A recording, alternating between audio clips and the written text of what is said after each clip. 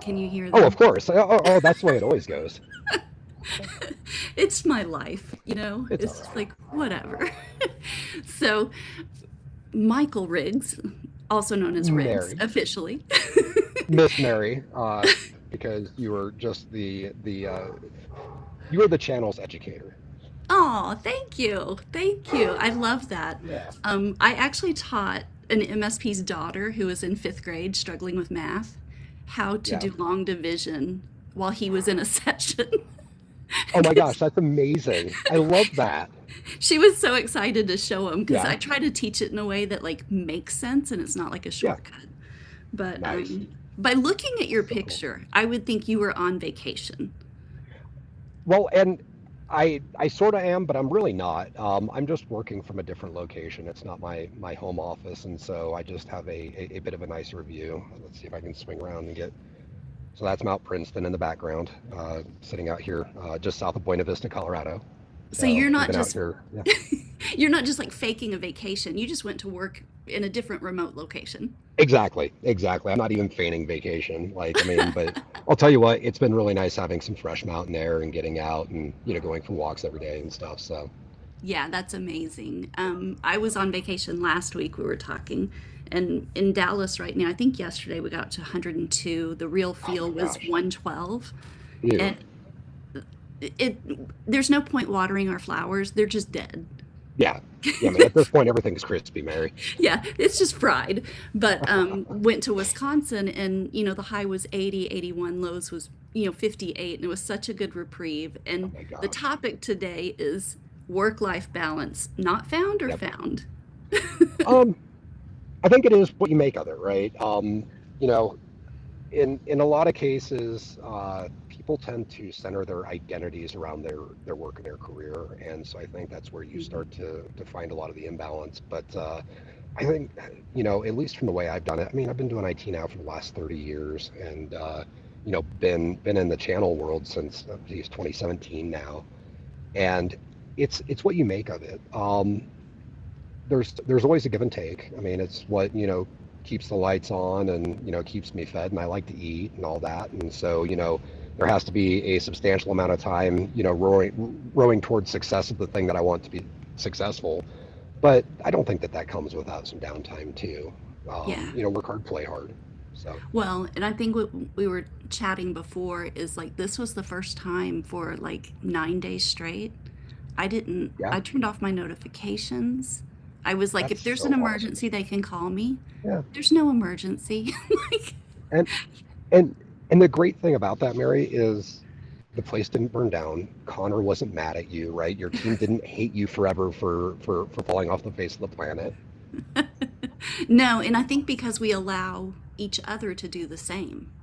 Yeah, Is that we expect you to take your time yeah, off. I remember when I was interviewing with Connor and Josh, they're like, we don't have unlimited PTO.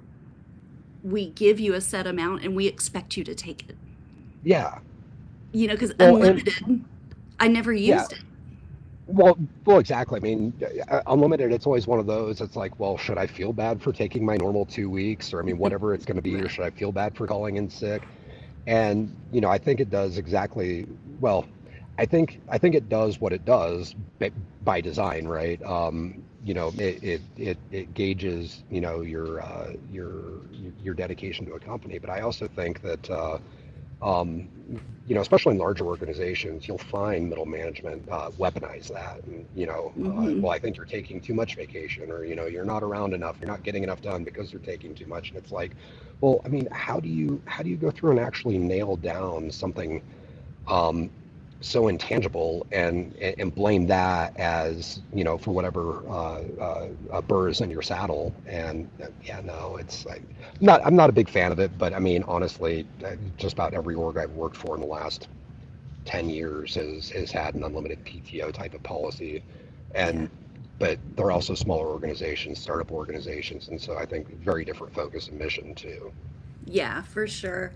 Um, yeah, working somewhere where they are literally watching your time Oh yeah, or watching your clicks or yep, yep, any of that. I've got some friends that are in the yeah, insurance agency, and I went to visit him, and he's literally just sitting there moving his mouse. And I'm Yeah. like, what are you doing? He's like, Right. oh, they watch Yeah. if you're not busy. Yeah, they don't want to see your team status go yellow, right? Like, yeah. Yes. I mean, you end up with people taking their laptops to the bathroom. How freaking ridiculous, right? You know, it's yeah, That is awful. yeah, yeah. It's absolutely ridiculous. Um, I remember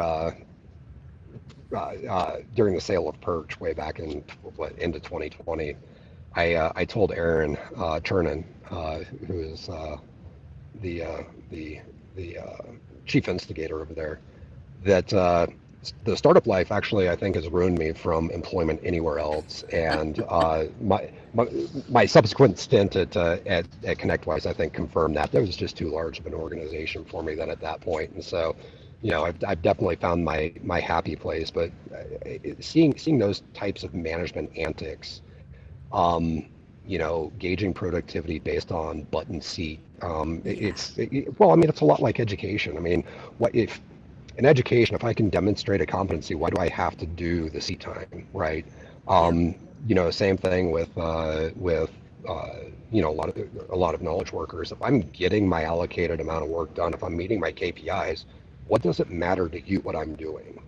Yep. You know, And I so think it's an old mentality, I guess. yeah, Um, I know Tara and Connor have a webinar coming up about what basically like this generation coming up, how they're changing leadership and just like the mindset of it. yeah, When I it's started teaching back in the 1900s, um, back in the 1900s. Oh my gosh. like something that was important to the principal my first year of teaching is that I wore pantyhose every day. Absolutely, right? And Yeah. it's like, I mean, you want to talk about a complete culture shift. Wild. right. Yeah. I know it's so Yeah. funny, or to see people like seriously wearing like a dress shirt and like swim trunks.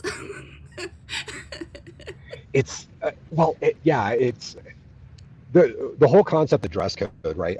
So before I came to the startup world and in the channel in 2017, I worked for a bank. And I was CISO over there. And the first board meeting I went to for our Kansas organization, I showed up in a suit and tie, and the president of the board was in a polo shirt and khakis. And he goes, "What the hell are you doing?" He goes, "Take off the tie and take off the jacket and relax." Okay, Nice. cool. That absolutely set the tone. But the Colorado part of the organization, their board meetings were a little more formal. If I Yeah. wore a suit and tie, it wasn't a big deal.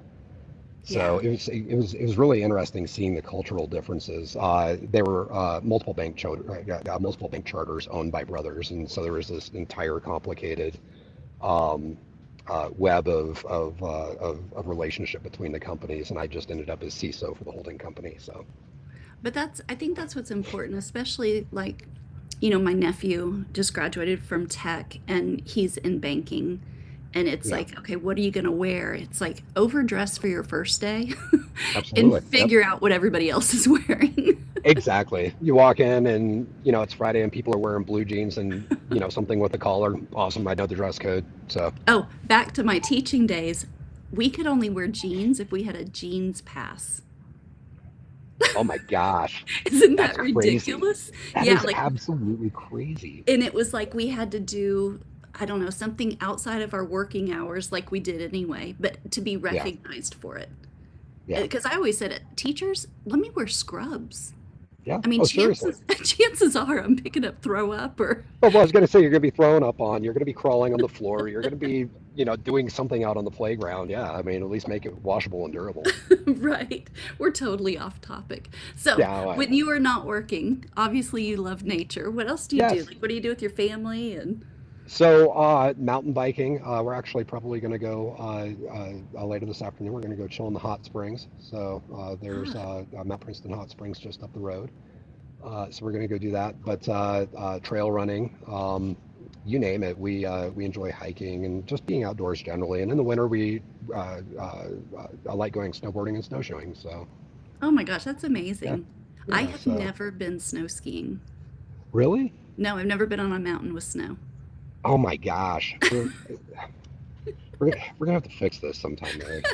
Absolutely, we're gonna drag you out here and at least get you on skis. I'd love it. I would love it. My husband and I picked up fly fishing a couple of years ago. Nice. Will he, who worked with us, he was Oh yeah, actually in Tampa with us. He introduced me to it and found a place that gave us like free classes in a parking lot in Dallas, so that that is so cool. you threw your little piece of yarn that was your fly, and they had these cardboard trout with Velcro on them, Oh just my so you could, gosh. Okay, just so you so you could could learn stick to them. aim. Yeah, so That's that's what kind of I. fun. Yeah, I it's so different. I yeah. didn't understand that fly fishing is a weighted line, Yes. so that the only reason you're going back and forth is to like slingshot the line out. Yeah, to where you get a little more length on it, to where the inertia actually carries it out to where you want it. Oh yeah, it's totally a Yeah. physics, thing, Yeah. but yeah, so very Yeah, that cool. is the only type of fishing that I can stand. Like shore fishing or fishing off a boat, just waiting for something to bite. Like it does not hold my attention whatsoever. Yeah, I would say besides that, what do I do when I'm not working? I don't know if you know this about me. I am really good with tools. I build birdhouses. Yes. No. You and I were talking about that. Oh, geez. It was at some conference. You were telling me about that, and how fun is that? Because Amanda enjoys working, yeah, doing woodworking and stuff like that, Yeah, random house projects too. So I thought yeah. that was super The cool. the coolest material I use, I just scavenge for stuff, but oyster shells, I Oh, actually really? drill through them and attach them to the house, and it makes a little like bird bath type thing. So when it Oh, rains, so oh, it, that's cool. It just holds a little bit of water, and yeah, I've taken that's all, fun. my dad is passed, but I've taken like his old fishing lures and put them, so it's got the oyster shell and then old fishing lures. I just take the hooks off and everything. So it's See, just I repurposing. feel like one of these conferences at the booths, we need to do like arts and crafts time. I'm there Like, for it. right? Tara would bring Oh my gosh, sequins. she would be great at that too. Yeah, I'm sure we could get Caitlin on board with us too. So Absolutely. yeah, So it would be, let's see, who's bringing the glue gun? yep, exactly. The glue gun, the scissors, the yarn, the buttons, the yeah, Exactly. I know I posted a picture on LinkedIn about Tara and Connor's webinar next 2 weeks, I think it's going to be. But yeah. Connor, Amanda put a captain's hat on him, but he's like, "Where are my sequins?" And I'm like, "I'm sure we can hook you up." Oh yeah. Well, so I don't know. I think it was it Kaseya Connect or Pax? No, it was at Connect. We stole Tara's hat. We all took pictures with it. Like, yeah, there's photos of me in Tara's hat somewhere. So all So, I hear is that when we're working, we're actually on vacation. oh, absolutely. Again, work hard, play hard, right?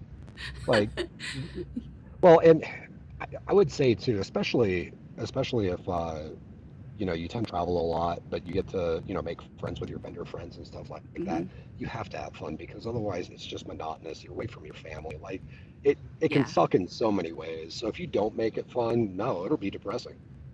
Absolutely. I always say Yeah, that the vendors in the channel are like carnies, like a traveling seriously. circus, Yeah, because yeah, we're we're all the same family. Yeah, group.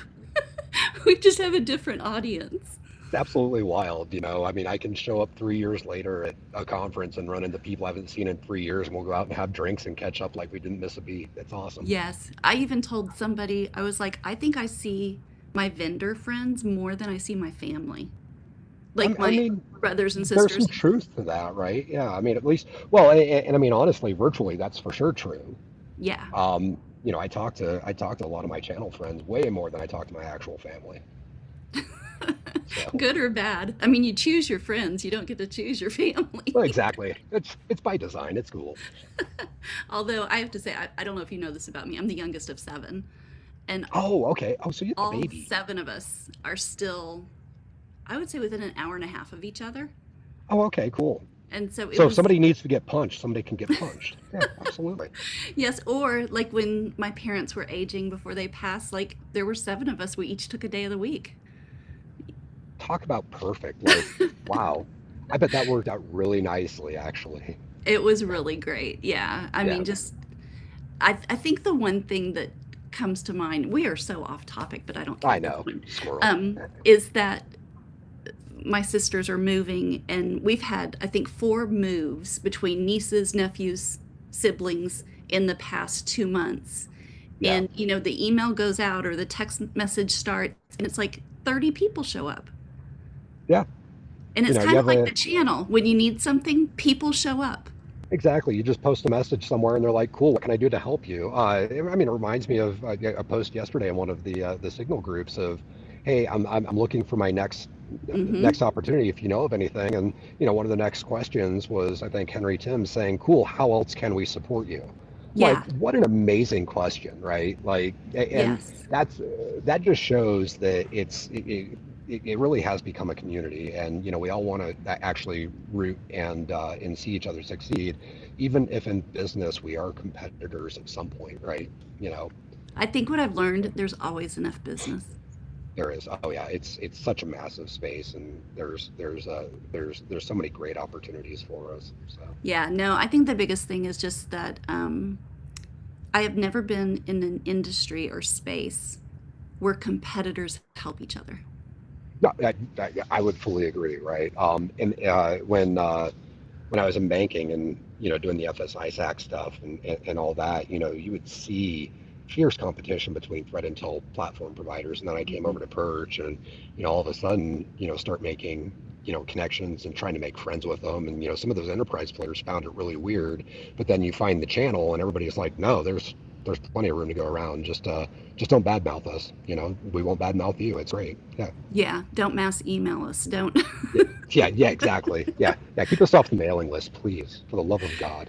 Yeah, and I even love between MSPs, I'm a part of several Facebook groups, and it's like, hey, does anybody have boots on the ground in Yeah. Peoria, Oh yeah. Oh Illinois? yeah. Exactly. Yeah.